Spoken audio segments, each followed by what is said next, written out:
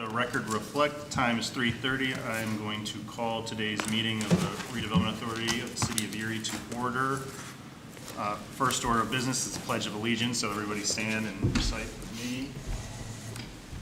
Pledge of Allegiance To the flag of the United States of America and to the republic for which it stands, one nation, under God, indivisible, with liberty and justice for all.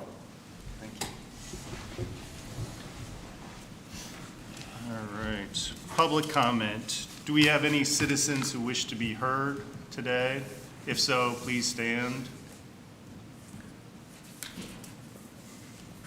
Yes, we have one. Here, ma'am, if you would like to step up to the podium, please.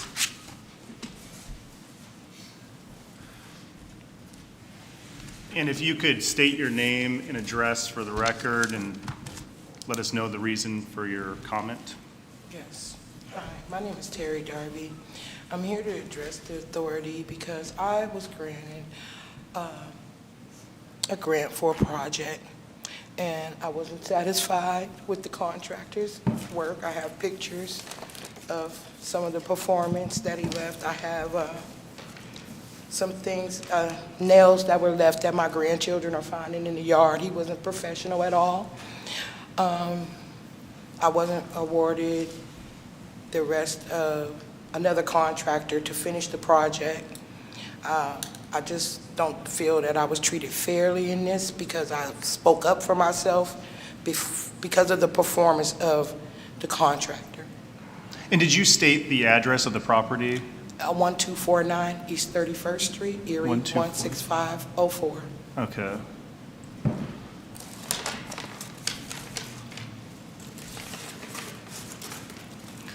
My first thing about it is that when I was presented with this with the inspector, that it was to my understanding that myself, the contractor, and the inspector and I were going to sign the contract together and go over it in agreement. That did not happen. The contractor wasn't there. Okay? And could you explain what type of work was being performed, what type of grant this was A for? roof. Just so we... There was a roof. I was supposed to have some windows, basement windows replaced, some work done in my bathroom that needed to be done. There is a leak in my main bedroom, and it's still leaking, but I was told not to call him unless it rained totally through my ceiling. And I've left it alone because I don't know what to do. I was given 15 days to find another contractor, and I was under the impression that they were going to, the redevelopment were going to also help me find a contractor. That didn't happen. I called Leon Construction. He came in on, and I was to do this during the Labor Day weekend. That was the 15 days. I called Leo Construction in, and he came in on August the 5th.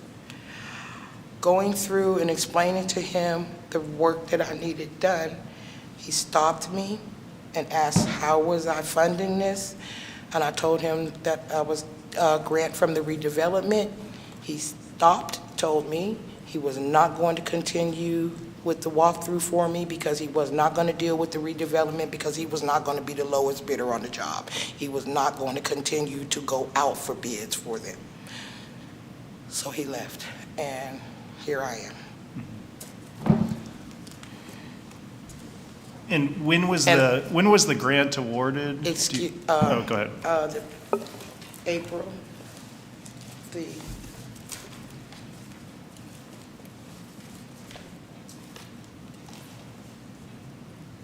And you mentioned April the 24th, the contract was signed. He was allowed, he was given from that time until June to start the work, but I was given 15 days to find a contractor. And who was the original contractor? Titanium Construction.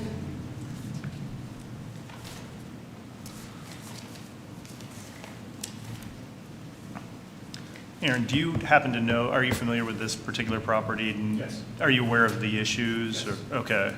Yeah, we can provide the board with a timeline and all the details associated with this. Okay. Yeah. And so I guess where do things currently stand from the redevelopment authority? We had a meeting in the office We put the project back out to bid with our pool contractors. We received no bids. We left it on Ms. Darby to try to secure another contractor outside of our pool contractors to complete the work, and we haven't received any other bids at this time. Okay, go ahead, A Ms. friend of mine, Selena King, was aware of what was going on. I was supposed to be at another engagement with her, which I didn't attend because I was dealing with this issue, okay? So she extended herself out to me to get a friend of hers that is a licensed contractor with all the credentials, and he said that he wasn't going to be able to start the work until October if the city would allow him that time. So I'm not sure if he was able to even put his bid in. I don't know what happened with it, but I do know that there was another contractor that was willing to do the work for me. Okay, do you remember the name of that contractor? His name is Brian, Hammond? I forgot his last name, I'm sorry. Brian Hammond? I'm thinking so. Is that it? I'm thinking that's who it is. My phone's over here. I can pull up the emails and messages. But he was willing, he is and was willing to do the work provided that he was given the time. And he tried to submit I sent the bid contract over to them and the scope of work over to him. He accepted it, but I don't know what happened in that time frame. Like I said, here I am. I'm confused. My room ceiling is still deteriorating. Everything, if the rain is just coming, it's going to cave in. I'm stuck. Okay. So in terms of the grant, so there's funds set aside for this project There was funds allocated and on hold for the project, for the contract that was awarded. okay. The roof was completed, and then there was some issues between the contractor and the client, and we tried to mitigate those, and the contractor was unwilling to return to the property to complete the work because of He had to come disagreements back. between I'm him sorry, and the I don't mean homeowner. to interrupt you, but he did have to come back to the roof because it was indeed still leaking. I informed you guys that my roof was still leaking. He did have to come back. He went up and I guess sealed around the flash, as you will. That's what he said. But I still have a problem in my attic that he's aware of. And he told me that was my problem. It was a plumbing issue. Not even addressing me of what the issue is here. I'm still wondering where this water is coming from. Okay. And it's coming, I guess, you're experiencing water coming in even without rain? With rain. Oh, with the rain. With Okay. the rain. Okay. This was the part, this is why, Right, understood. We instructed Ms. Darby when she was present in the office with the contractor to call it, the contractor made a couple attempts to return to the property, inspected the roof, could not find any obvious issue that would cause a leak to the property. Ms. Darby was to call the contractor when it was actively raining and you could see water coming in, so he could try to trace it back. That was the last conversation I recall. Okay. Because having he in told, regards to I'm the sorry, roof. he told me not to call unless the water leaked come through my roof to my floor. Unless I saw water dripping to my floor, not to contact him. And that was what the contractor that's told it. you And- after the meeting at the Redevelopment Authority? This was after. And I'm assuming, Aaron, that wasn't the understanding that was come to during the meeting? No. It was And just, I'm unaware when it of was, if that when it was raining, conversation call the was had. contractor, the And I contractor. did that. Yeah, like the contractor was fine with warrantying the roof.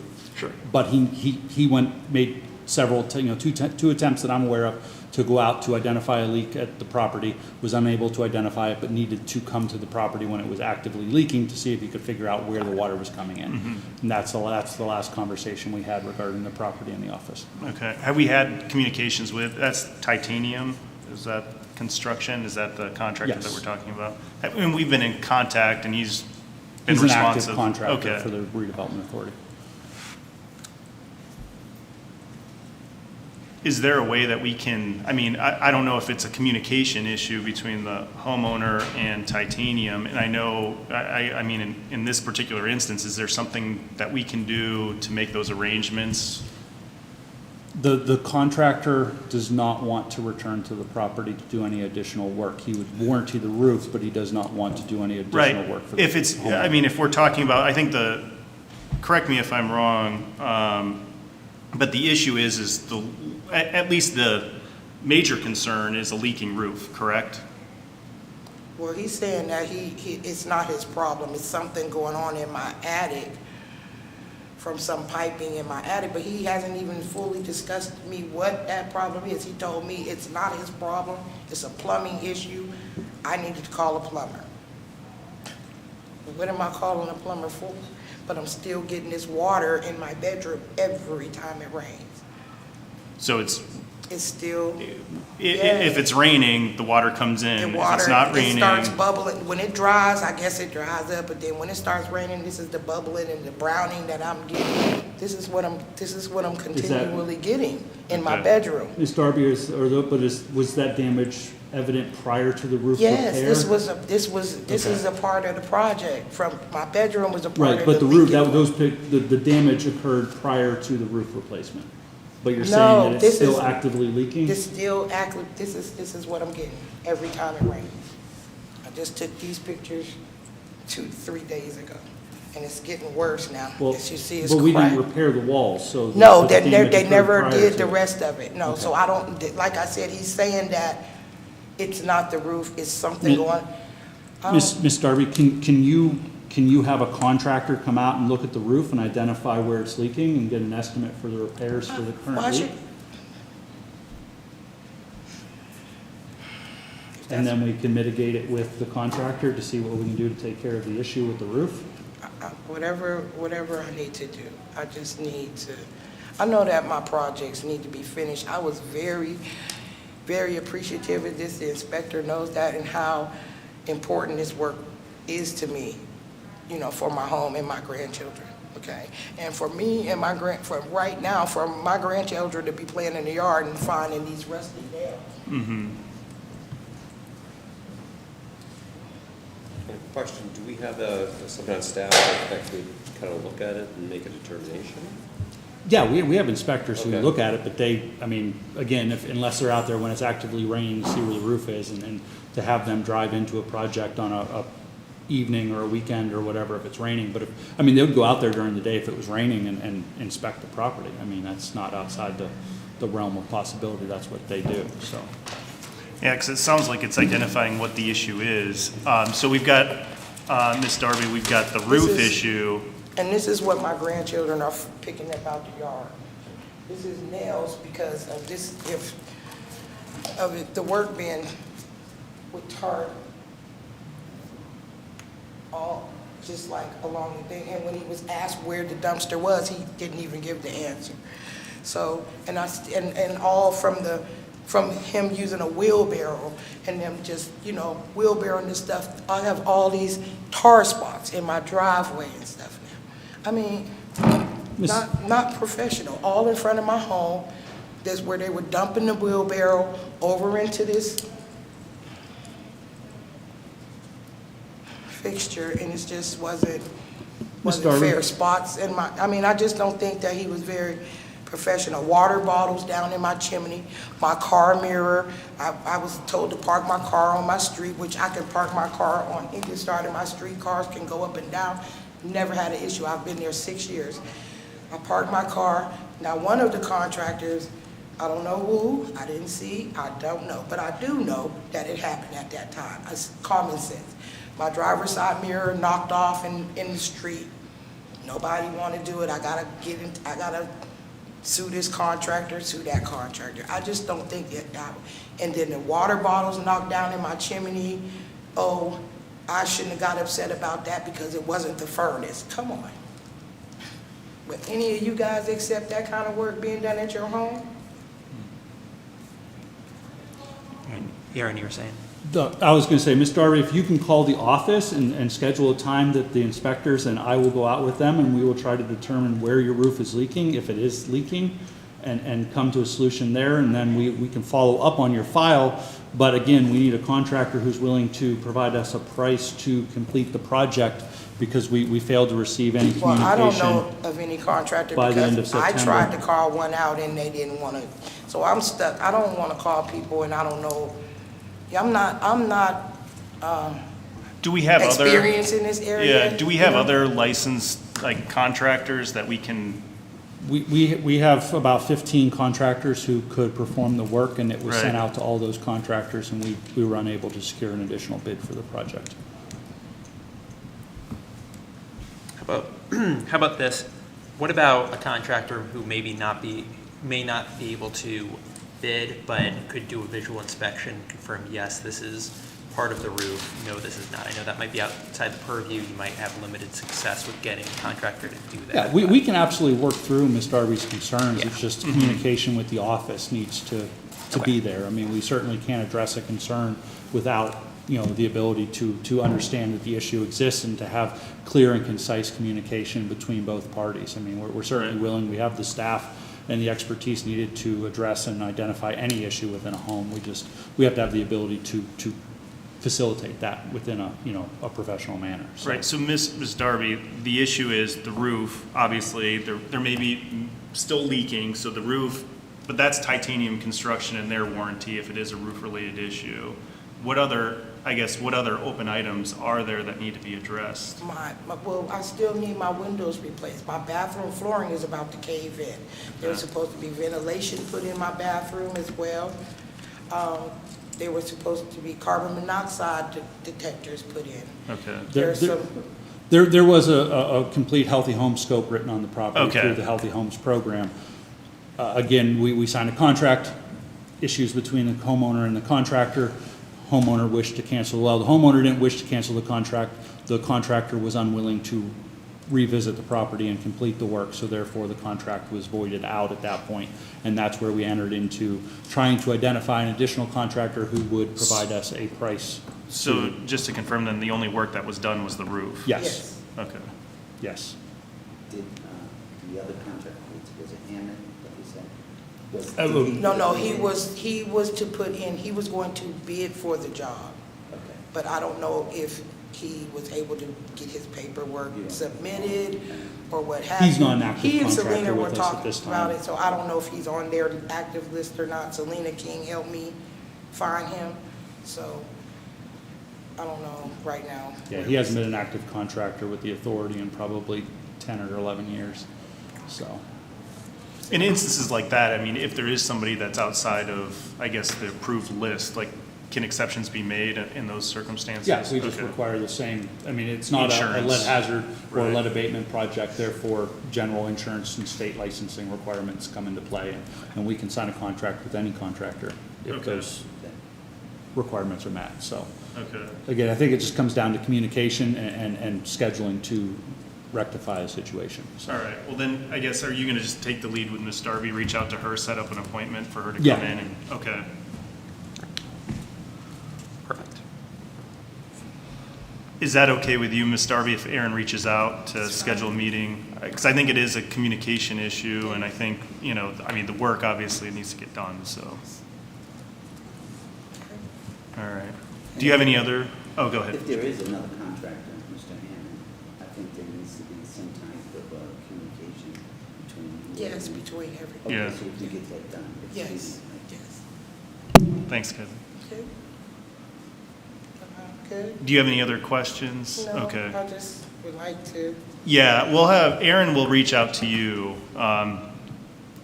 get the dialogue going, have you come in. I don't know if you necessarily need to come in for a meeting, but I think, one of the important things is like when it's raining out to get, your people out there to inspect. Yeah. All right, Thank you very much. thank you. thank you guys.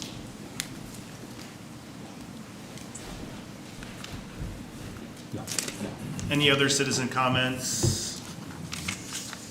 All right, hearing and seeing none, we'll move on I guess, is there a motion, or can there be a motion on the floor for the approval of the agenda? So moved. Is there a second? Second. All in favor? Aye. Any opposed? Hearing none, motion carries. Next order of business is the approval of the minutes from the October 13 regular meeting. Is there a motion on the floor, or can there be a motion on the floor? So moved. All right, is there a second? Second. All in favor? Aye. All right. Any opposed? Hearing none, motion carries. Brings us to the finance report. Thank you. So first in your packet is the profit and loss. It is detailed out, so it's 6 pages long. And I guess I would like your guidance on whether you wanted a more compressed version of this where it only has the accounts listed without the specific breakdown of the grants below that, or if you wanted to continue with the 6-page report. It's either way is completely fine with me. But we are showing interest income through October 31st of $57,814.07. The loan program interest that we received earlier this year was the $200,000. That's the Ironworks Square loan. Grant revenue was separated out. That is mostly county projects that we had received funding for, and then ARPA is below that at 1.46 million. And then the LHRD, we had received $665,523.07 so far. So then that brings us to a net income of $240,605.58. Beyond that is the balance sheet. So it has all of our accounts that are currently with Erie Bank for RACE, LHRD, ARPA, and then the Erie Neighborhood Growth Partnership, which we are currently extracting into its own QuickBooks for reporting purposes. The accounts receivable, we had over $154,000 in there. That was all county projects for Whole Home, Act 137, McCain Township, and the child care. And then I have the check detail. So that was all of the checks that were written out of our accounts with the descriptions. And then after that is the budget versus actuals through the end of October. I wanted to mention that April and I had an opportunity to chat a little bit on Friday then, so I was really pleased with a lot of the progress that's being made. And a couple observations. The first report, which is 6-page, lists a lot of information out, and she has the opportunity to present this with just the totals as opposed to office expense by grants, Right. so like that. So I was on the fence. Doesn't hurt to have the detail, but sometimes you can get lost in the details. So something to think about. I also was really pleased that on the check register we're seeing the memos, a lot of detail in memo. Then took a little trial and error, but she got that done, which is very helpful. So it kind of reduces any questions there. So that was an accomplishment this month. Happy to see that then. And then, of course, the final report, budgets versus actual, gives us a nice opportunity to compare actual numbers against what was planned. So we've made considerable progress since the last time we spoke, and for which I'm grateful. And just to kind of throw it out, we also talked a little bit about, she'll be preparing with Aaron the budget for next year, the 2026 calendar year budget then. And I suggest that we might want to have just a brief study session. Sometimes the study is less about approving the budget and more about educating the board as to what the sources and uses are all about. I think in a couple of years, some of our revenue streams are going to start shrinking in, and talking about what that looks like in terms of finding funds to replace the ARPA funds so that we can continue the operation becomes, I think, important. And I forget what the timing of that is, but it'd be good to get a year or so ahead of that then, because you can't flip the switch overnight on those sort of business sort of things then. So if I would recommend that we maybe before we disperse today, I know we've talked about at least one other study session, executive session, but I would want one largely dedicated to the budget prior to our December meeting then. So. No, I think that's fair, and it's something as April and I were working on that budget today, and it is very complex when you start looking at the different grants and the different revenues and just everything that's got to be captured into one thing. It is a lot, and it's a lot to say, hey, at the December board meeting, here it is, take a look at it. So I think, it would be prudent of us to have that study session. So whether we do it in person, via Zoom, however if we can find some time to an hour, hour and a half to sit down and go through that. I mean, something I think we can do in our office, or if anybody else wants to hold it in their office, but if we can find a time, we can all get together for that, would be great. Always come out to Edinburgh, you don't fall off, it's passing 90, you know. Don't fall off the cliff. There's a little snow out there, Chuck. Do we have any questions on any of the financial reports? Okay. Is there a motion on the floor to approve pending audit? So moved. All right, is there a second? I'll second. Okay. All in favor? Aye. Any opposed? Hearing none, the motion carries. Moving on, we have our solicitor's report. Sorry, if I could just, Okay, go ahead. your guidance on Oh, the format for the first one? The format, if we want to Would talk you rather about have it format, so. I know, condensed? yeah, I guess in terms of direction, I guess, does the board have any thoughts, getting back to these financial reports, on having the detail as they are, as it's laid out currently, as opposed to just moving the statement of activity to just totals? Now, one thing that I did, I guess, have a question on, April, is when we're getting into these reports, we talked about this in the past, is if we can also have a column that shows us, I guess, at this time last year, kind of where things stood. Yeah. Is that something that can easily be incorporated into these reports? Because I know that on other boards, I guess I'm used to seeing something like that, so I'm comparing, okay, yeah, here's what happened last year versus this year. Now, I get that if we're going to have all of this detail, that's going to be completely unwieldy and probably wouldn't be a good idea. So that might, kind of redirect how we look at this too. So I don't know if there's a way that maybe we can look and see how, and I'm assuming it can be generated just through QuickBooks pretty easily, where we have that column added, and then we can kind of see, okay, having all the detail, it's probably going to take it from 6 pages to probably 12 pages, which probably won't function for us. But if we can see maybe even just that from year to year, the change in the totals, maybe that would be helpful for everyone to see. I think swapping out the, shrinking the detail but having history Right. would Yeah. probably be more beneficial Because than. it's very difficult just to kind of see.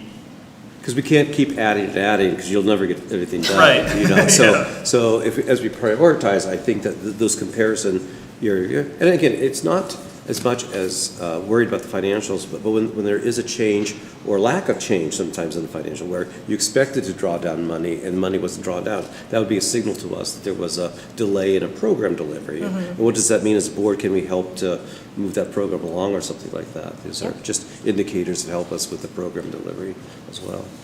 So does anybody on the board have any, I guess, preference for how these reports are generated in terms of total, more detail, less detail? Any thoughts? I mean, I like the, more concise on the detail. Maybe if there's a certain line item that looks out of whack, we could request, broken out Sure. version as a follow-up. But I think that might be good to have more concise, but then that comparison year to date again, Okay. so we're not killing a whole tree. Right. All right, thank you. Yeah, any other thoughts? Okay, is that good? Yeah. Okay, Yep, all right. thanks. Yep. Thank you. And then, if there's nothing else on the finance report, then we'll move on to Gene and the solicitor's report. Good afternoon, Board. As you can see from the report, we're starting to narrow our scope and tick off a number of matters. For example, 314 Walnut Street, it's been rehabilitated.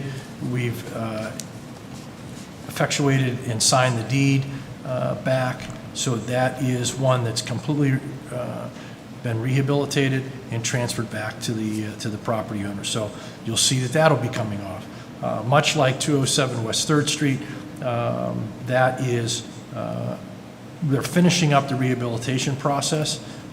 It's another successful rehabilitation. So it's important I think, for the board to know, with property owners, working with Aaron and his his group, it can be accomplished.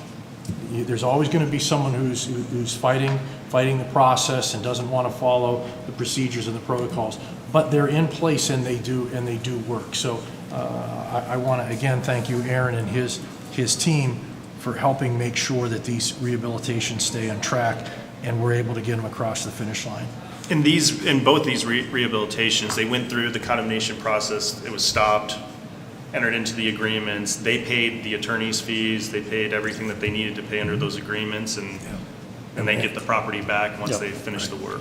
And they worked with Kyle and the different people within Aaron's department to follow all the requirements and the mandates, and we're able to get it done. So, and it's important for the board to understand that, because you're going to have people who are going to come to you and say, "Why are you always fighting me on this?" Well, if you follow the procedures and the protocol, it can work.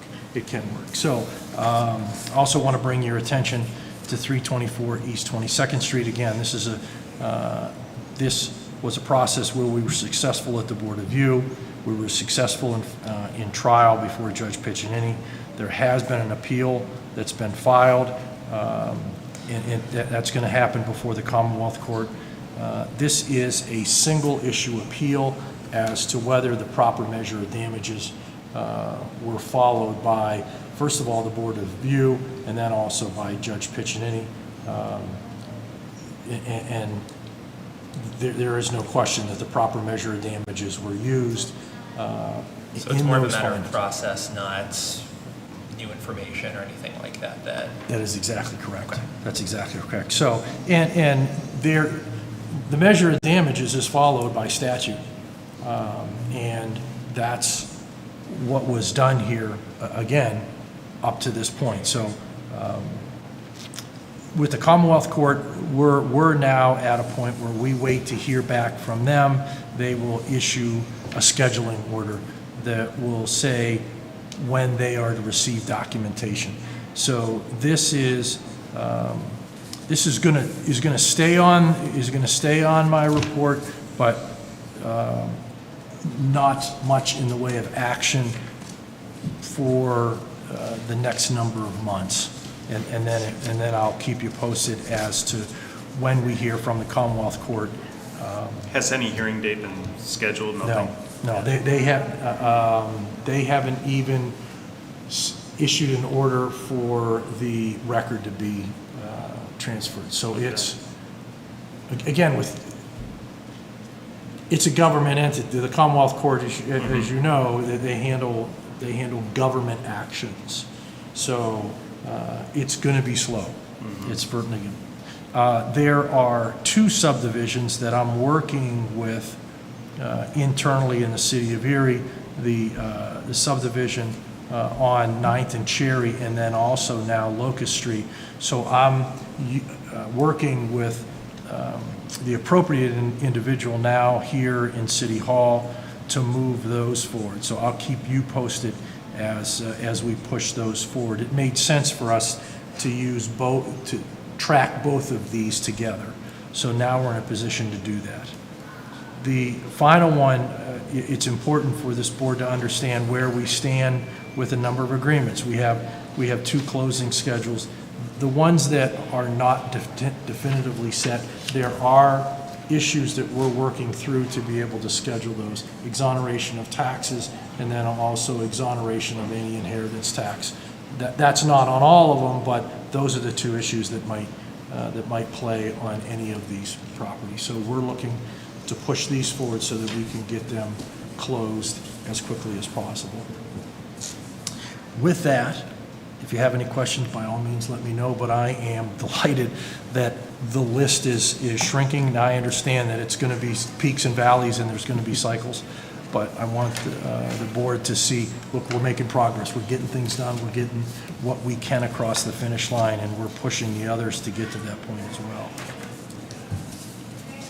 With that, that's all I have. This was a 2.5, 3-page report. Yes, it was.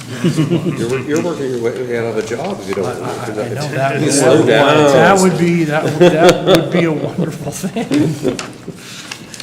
Any questions for Gene from the board? All right. Thank you, Gene. Aaron, your report, general updates, information. Yeah, so I provided the report, and the board, feel free to read through it at your leisure. I know it's good, reading to get you to go to bed, as Gene always says. So, Historic Review Commission, Parks Plan, working with the city Department of Planning and Neighborhood Resources on that. We're also working the Erie Neighborhood Growth Partnership, working to try to continue working with the planning department on that and how we can continue to engage the public and use that to move forward. We did submit the LHRD 2020 closeout report to HUD. So we have successfully closed it out, but we wait on HUD to reopen to probably officially close that out. So that'll go through. A bunch of other stuff going on. Met with Habitat for Humanity. They're really looking for some lots within the city of Erie. So providing them a bunch of different areas within town where we have some lots that they could potentially get some housing. So I'll follow up with you once we have some more conversations regarding that. But the big one is, I've been working with Tom Hardy from Altair and EMTA to close out our RACP grant. Construction is finished. They are just waiting on a subcontractor to submit a final invoice. The contract goes through the end of November, so this morning I signed a extension request to the state to extend it out a few months so that we can finalize that RACP grant and then finally be done with that grant from 2007, I believe. So it's probably going to be in the record book for the state of the longest RACP grant, but we will get it done, and it has done a lot. I can put together a report for the board to explain all the different projects that grant was involved in over the years. Also provide you what it was originally going to do, but it's changed over the years, but it's good that it's finally coming to a close, but it has made a substantial impact in the Griswold Park area since its award back in the early 2000s. So that's my report. So unless there's anything else on there that, and I did provide for the board the proposed Erie Land Bank budget, which will be presented to the Land Bank board next Monday. I know we had talked about how, just to keep the Redevelopment Authority board updated on where the land bank is. And so we were awarded, the Erie County Land Bank appropriated $400,000 in funding for our 2026 work plan. It was $100,000 less than I had requested. However, the board's under new leadership at the county. They're looking at, we can come to them for specific project requests for rehabilitation or environmental abatement. So we essentially took those out of the work plan and will take those on a case-by-case basis to that board for a request if that comes along. So they're just trying to streamline some things. They're working with a different accountant under that new leadership and that, so there's just cleaning some stuff up. So, but still all good things, and moving forward, business as usual there. So.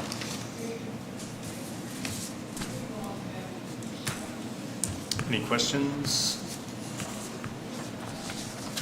And just so I can understand, like when you have the proposed budget for the Erie Land Bank, like I guess because a lot of this, to me, it's a lot of shared expenses, correct? So yeah, so when you look at this, you're really, the main one that comes over to the Redevelopment Authority under the management agreement is the payroll expenses. The staff of the Redevelopment Authority covers 100% of the staffing of the Erie Land Bank. So that's one of it. And then when you look at when you look at kind of the budget versus actual, or no, the statement of activity, there's certain categories where it's Erie Land Bank, and that's because there's things we have to use the Redevelopment Authority credit card to purchase on behalf of the land bank, so the land bank reimburses it. So it's roughly, what do we say, $20,000?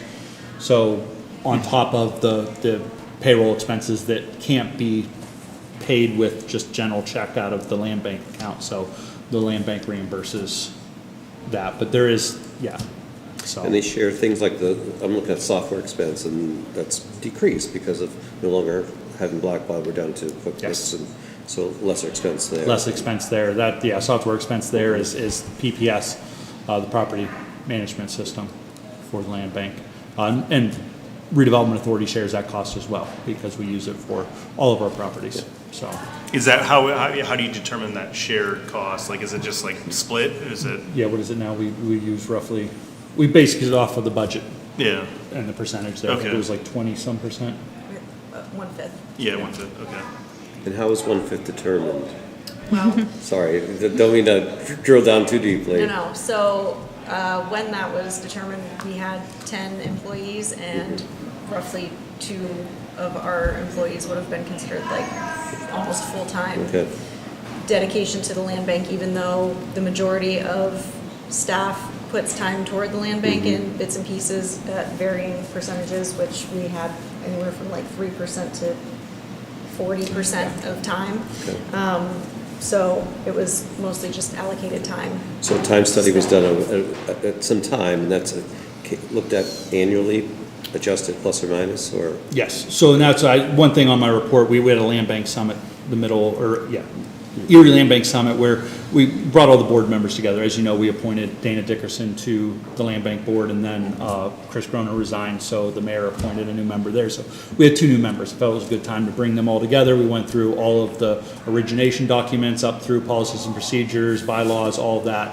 And as part of that, they questioned kind of the same thing. What was the hours, and how did the redevelopment authority staffing percentages look to, the land bank? And so our timesheets, if you've never seen them, are extremely detailed, and they're broken out. And Corey does a fabulous job with helping April break that all out by the different grants and different person. And so we have every percentage to which every employee puts toward the land bank. And so we presented that to them, kind of walked through that and showed. And it's been a good tool because, I took it to the county land bank meeting and showed them too how, because everyone always questions, the large administrative burden for our land bank activities and a lot of our activities in general. But property acquisition and the work we do for the land bank and blight mitigation, they're administratively heavy. So there's a big labor burden there that typically, when we're talking LHRD and grant funds, we spend a substantial amount of funding direct to the contractor, so that offsets our burden, but where we don't in land banking and blight acquisition, so. So how does that, I guess, because you see a line item for condemnation acquisition, so how do you determine what gets condemned by the redevelopment authority versus the land bank? Is that? So under the work plan we put together each year on the land bank is 2 sections, tax sale acquisition and then blight acquisition. And so tax sale list being first, we look at that, and we're looking at that right now as the judicial tax sale is in December.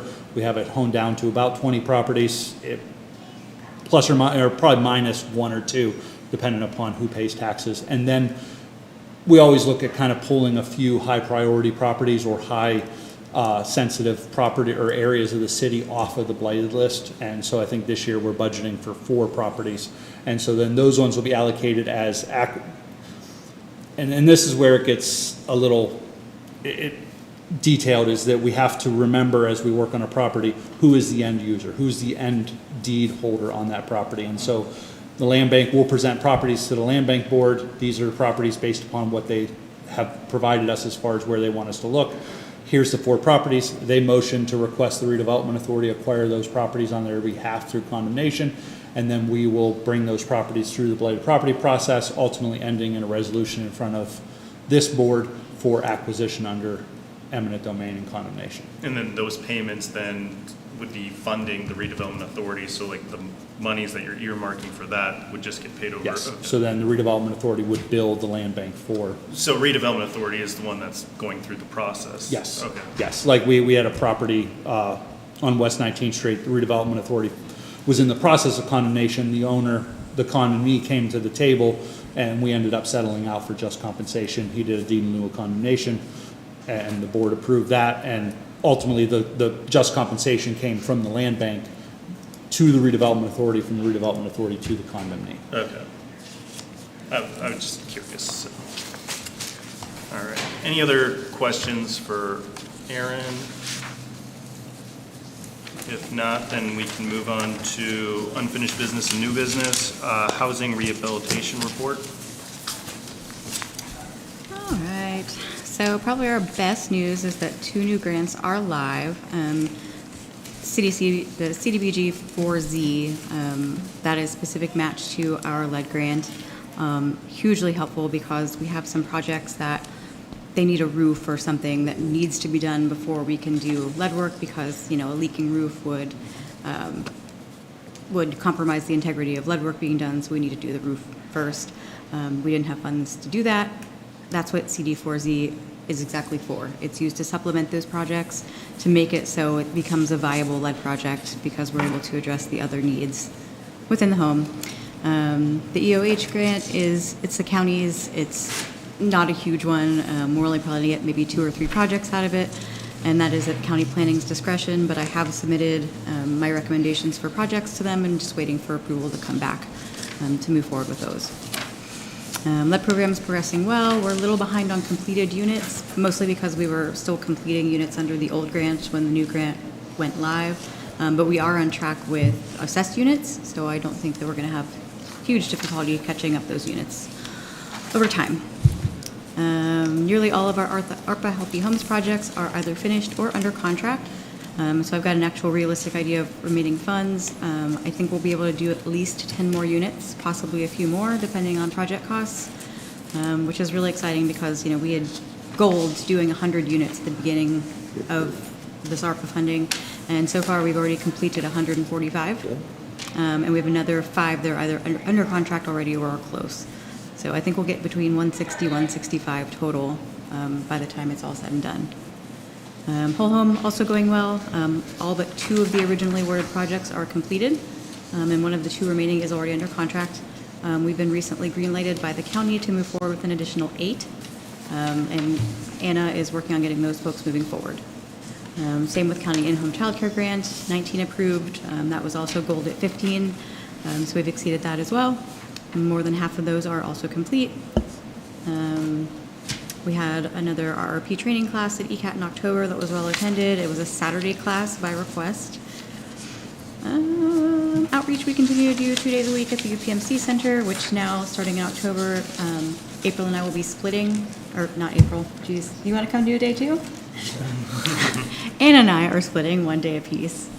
And Anna also did an extraordinary job doing a display and tabling down at the Blacksville Library for National Lead Poisoning Prevention Week. So that was the last full week of October, and she did a really nice job with it.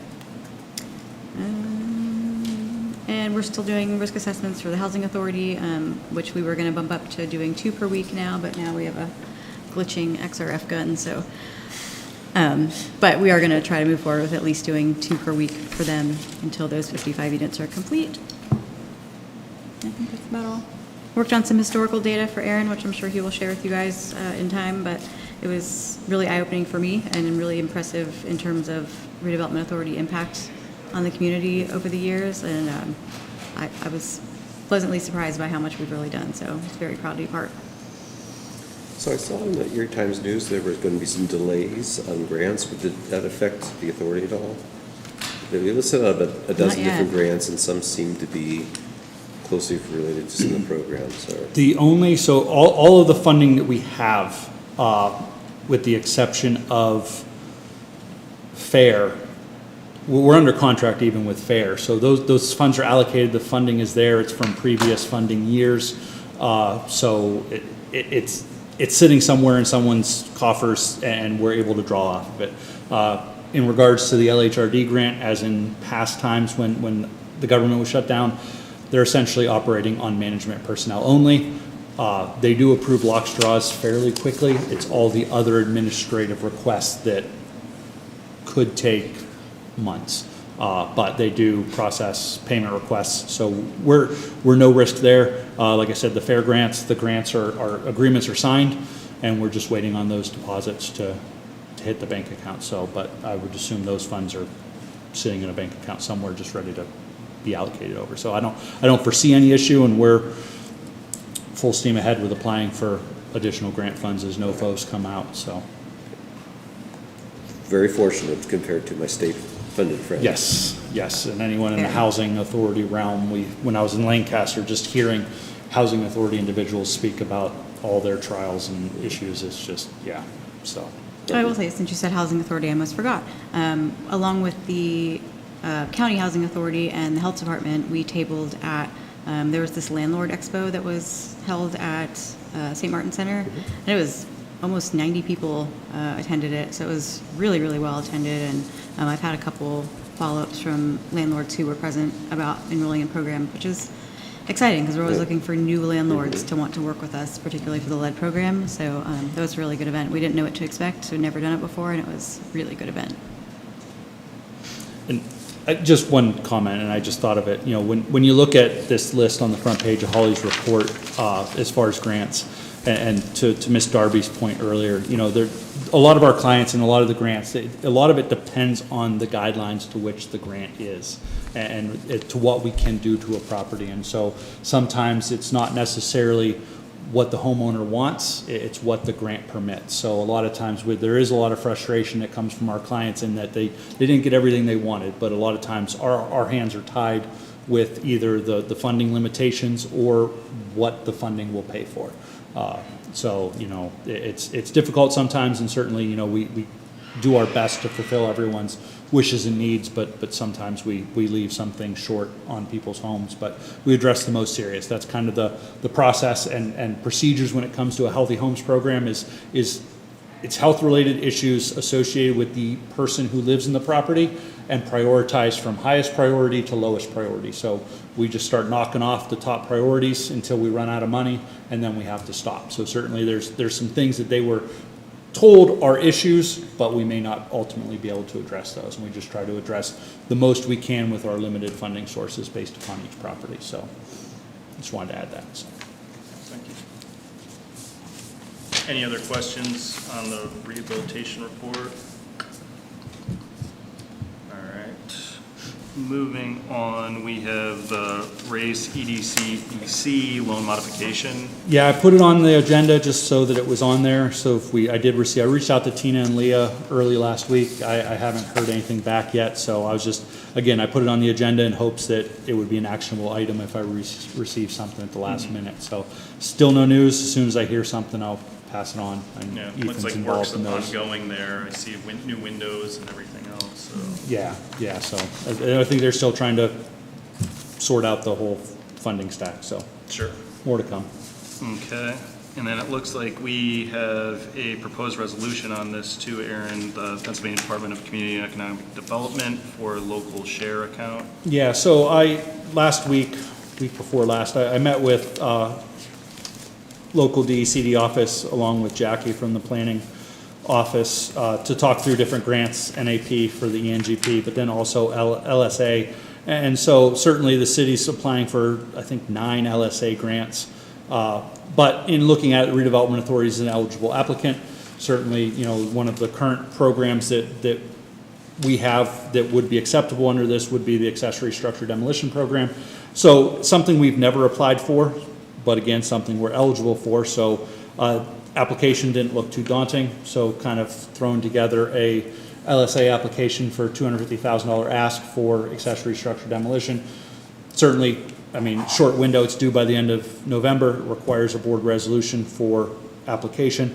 So just kind of throwing together an initial ask to kind of get our feet in the water and see what we do. And it's a very political grant. It's not awarded until September of 2026. So put in the application and then spend the next 3 or 4 months, you know, reaching out and speaking to individuals, trying to, you know, get some push for it. But it's not a big ask, so hopefully, you know, something we can Then be awarded. it says accessory structure demolition program, so, I mean, is it limited to accessory structures, or is it like, I mean, what are we permitted to use the funds for? So our current accessory structure demolition program, which Yeah. is funded through $50,000 to the ENGP through the Community Foundation and $200,000 through FAIR, it says accessory structures, meaning garages, sheds, and fences.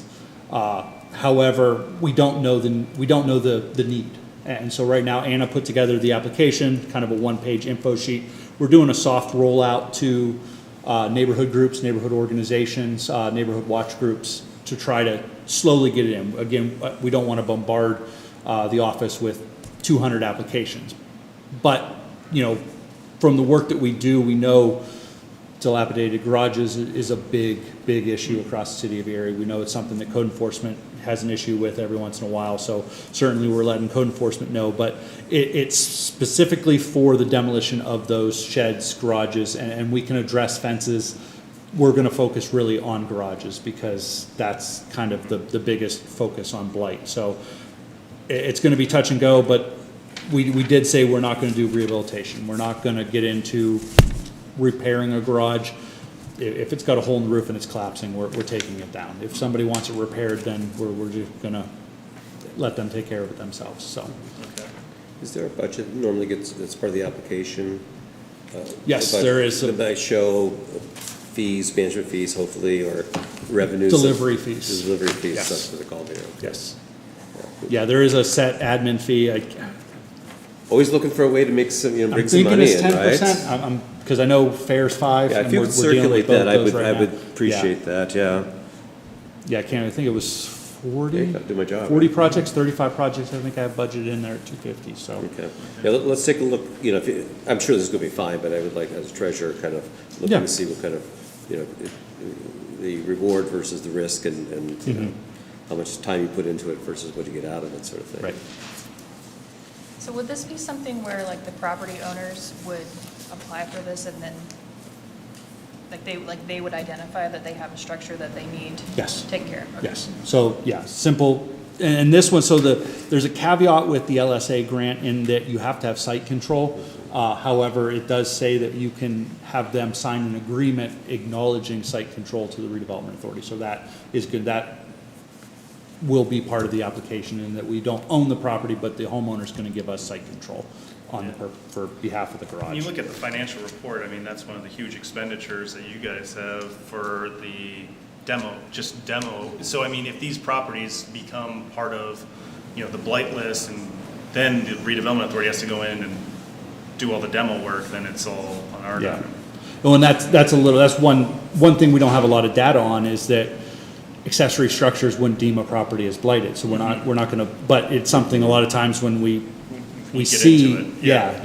it starts, or there's an overgrown backyard because they don't want to stare at their garage that's all the way in the back. I mean, and anyone who's ever driven through an alley in the city of Erie can see Well, accessory and to structures. that point, this is exciting because so often dilapidated garages add to a crime in an alley situation here. Yeah, So exactly. removing, those impairments, of visual impairments, could make certain neighborhoods safer, just by the removal of that. So that's very exciting to carry this on. Yeah. No, I think I'm excited to have the applications. Anna just, I think, last Thursday, she went to a neighborhood watch meeting and pushed out the application. And today we talked about, putting it out to other people. So once this gets going, I think word of mouth, and I'm excited to see where the data is. And I think that was our big issue last year when we were reaching out to all the different funders, and even the community foundation. They wanted to know, well, what's the need? Well, we don't really have that. Unfortunately, Code Enforcement Office hasn't historically been tracking that data. It's hard to pull that out of their system, and so we don't have that. We know it exists, but we don't have it. And so hopefully with the amount of applications, we'll be able to say, hey, we addressed 50 garages, but we have another 300 we need to take care of. And so we'll have that next year when we go to the community foundation and the other funders, so. So, Chuck, did I understand you correctly? Do you want that information before we? Yeah. Okay. Just as a follow-up. Okay. Yeah, absolutely.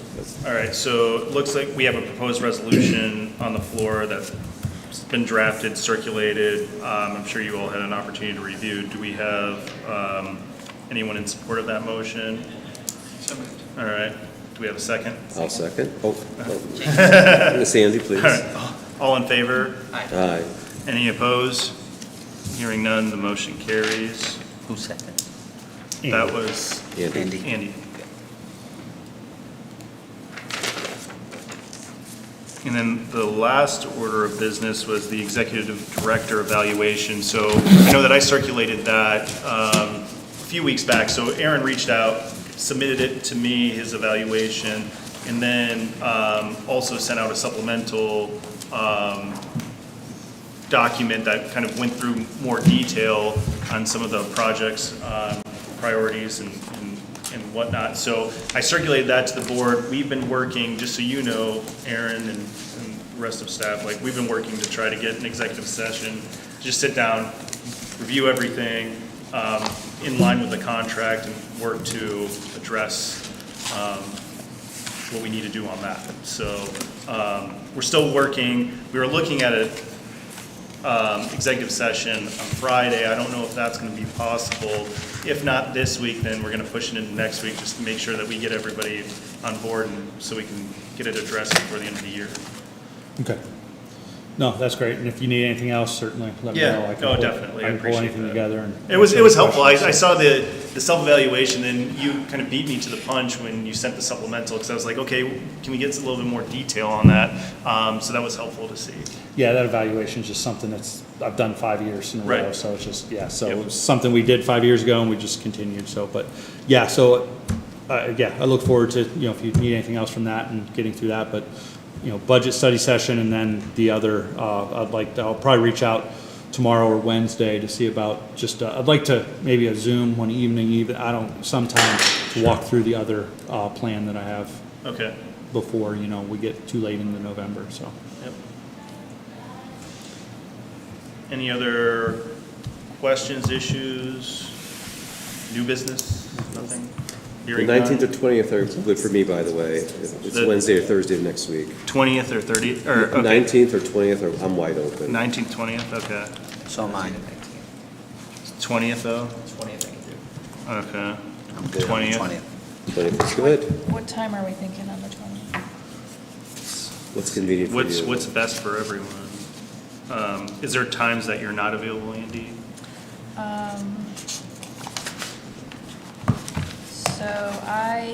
It depends on my patient schedule that day, but I generally work till 4:30. Okay. So it'd be after 4:30 is what you're Yeah. thinking? If anyone's free on the 21st, I'm actually off that day, 21st? the Friday. I have a webinar, but I can miss that. Yeah. Are we on the record or off the record? I could do a late afternoon on the 21st. On the 21st, Yeah. early afternoon, like what? Any time in the afternoon. I just have a hard stop at 4:30. Okay, I could also do early afternoon on the 21st. okay. Well, good. 21st, all right. So maybe let's shoot for, do you have a preference, 2 o'clock, 3 o'clock? Anybody? I'll check my calendar. Okay, I'll have my assistant circulate, I guess we'll look at a couple times on the 21st and just see what everybody works for everyone.